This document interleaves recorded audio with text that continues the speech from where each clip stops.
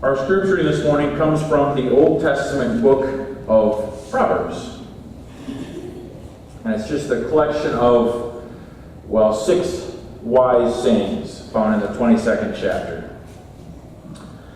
A good name is to be chosen rather than great riches, and favor is better than silver or gold. The rich and the poor have this in common: the Lord is the maker of them all. Whoever sows injustice will reap calamity, and the rod of anger will fail.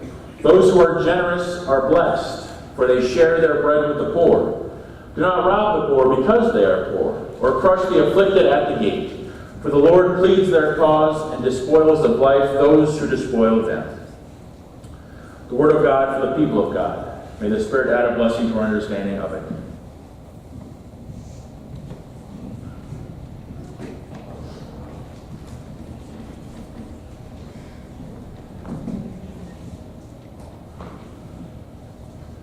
Well, the book of Proverbs.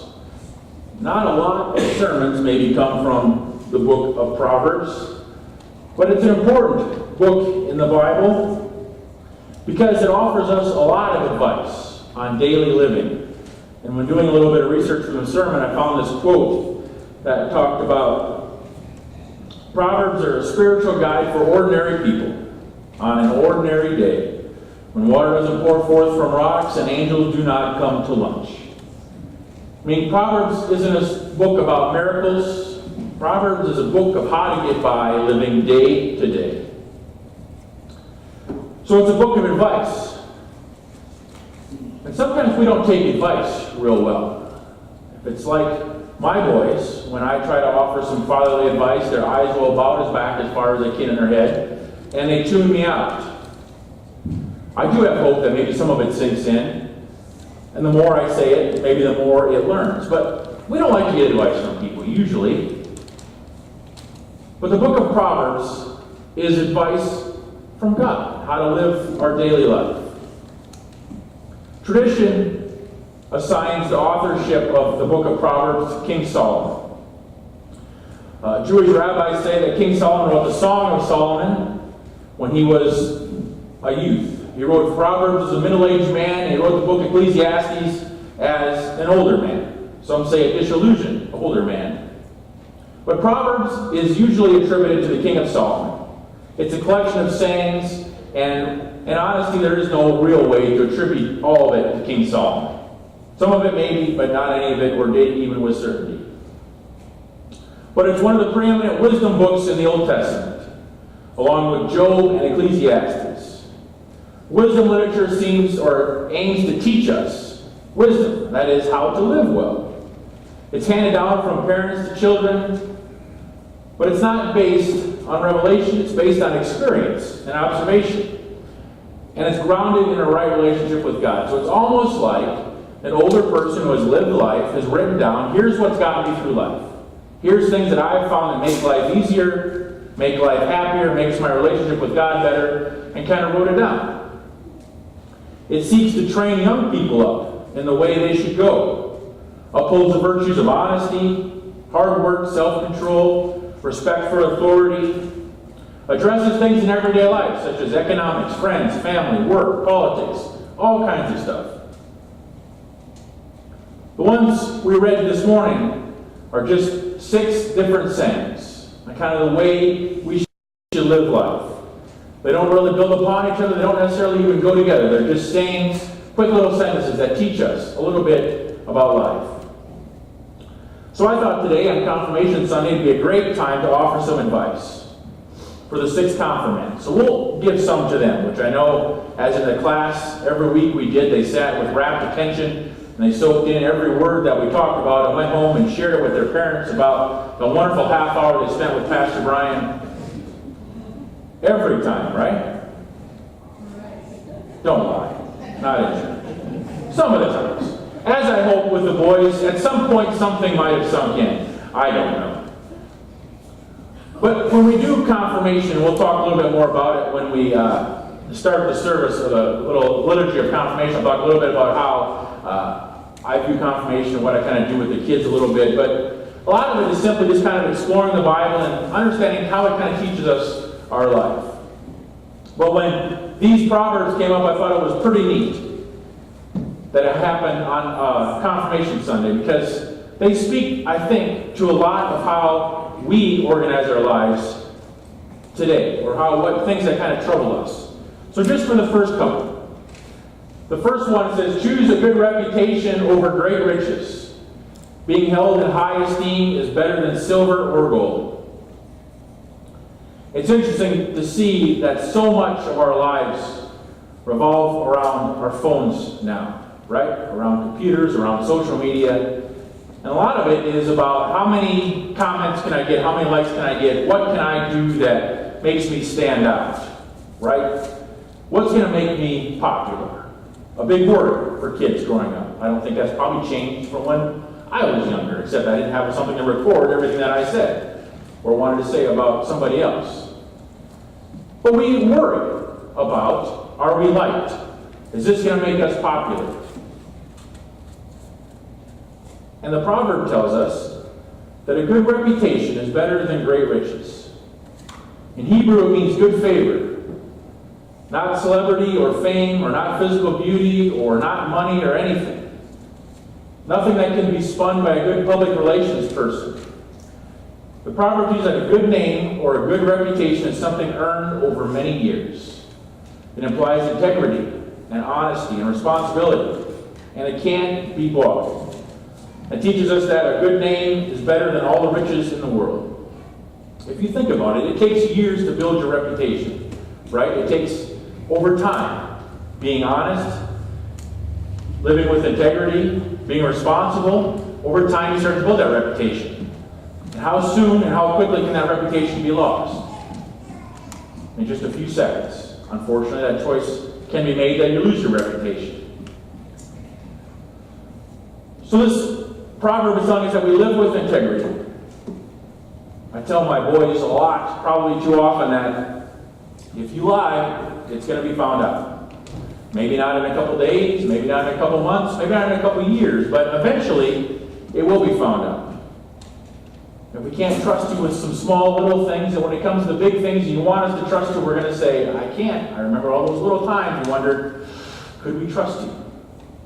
That's what it means to live a life with integrity, is to do what you say you're going to do and be honest when you need to be honest. And that starts to build your reputation.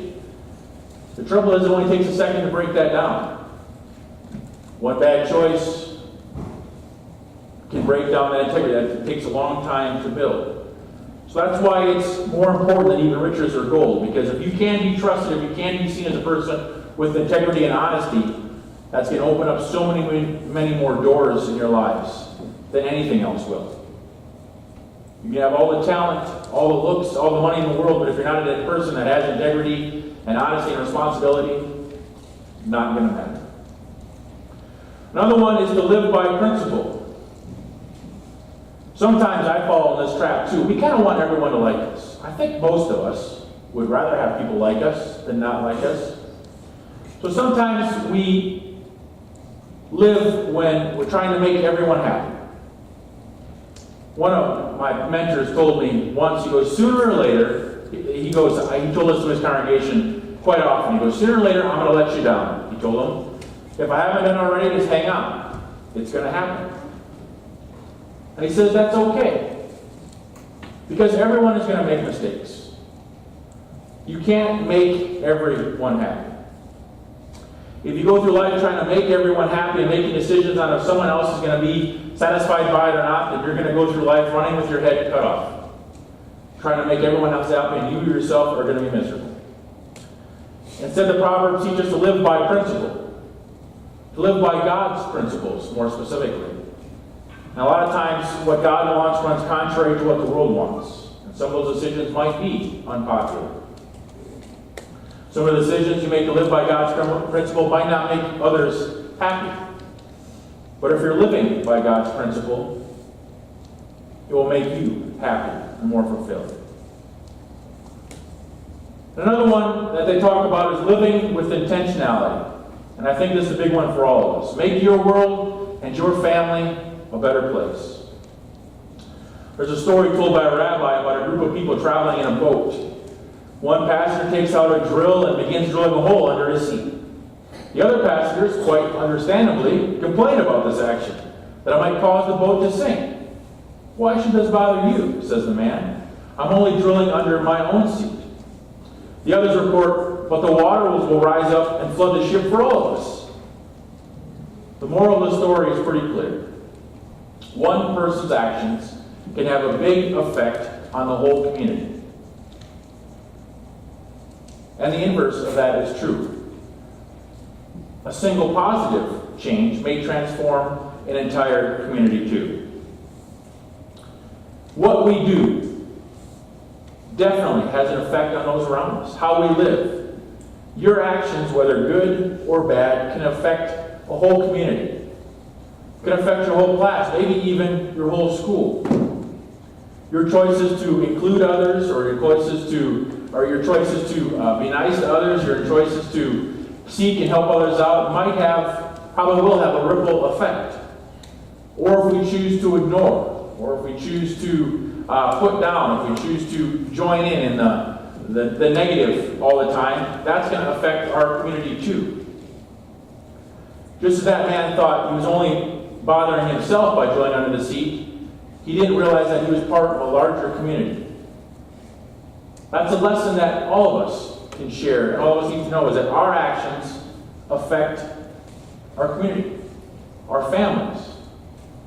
The more positive ones we can have, the more positive effect it's going to have on our community. The more it's going to affect others and shape that community. Proverbs tells us a lot. Wisdom is something that's gained over time. When it's all said and done, and we get ready to leave this world for the next one, no one cares about how much money you have or how much earthly possessions you have accumulated. We all go out of the world the same way we came in, empty-handed. What they will remember is what kind of person you were, how you lived, what effect did you have on other people, and how we live reflects God, or at least shapes how others view God. Many times we'll get recognized for outstanding accomplishments, and if you work hard, you'll get rewarded. But remember, good name, a good reputation, honesty, those will provide trust and healthy relationships. Those are things that cannot be bought, they're only earned. So, as Proverbs teaches us, we need to know that we live in a community, that our actions affect the spirit of that community. And that if we try to live by God's principles, we try to build our relationship with God, and the more positive effect that we can have, the more positive change we can have in our own community. So let us remember, as another proverb tells us, that we teach us to number our days that we may gain a heart of wisdom. Learn. Listen, even to the parents, as they give you fatherly advice or motherly advice, or grandfatherly or grandmotherly advice, or aunt and uncle advice. Believe it or not, they were kids once too. They might even know what they're talking about. But especially if you follow the principles of God, we can try to keep our life as ordered as possible and live a life abundantly.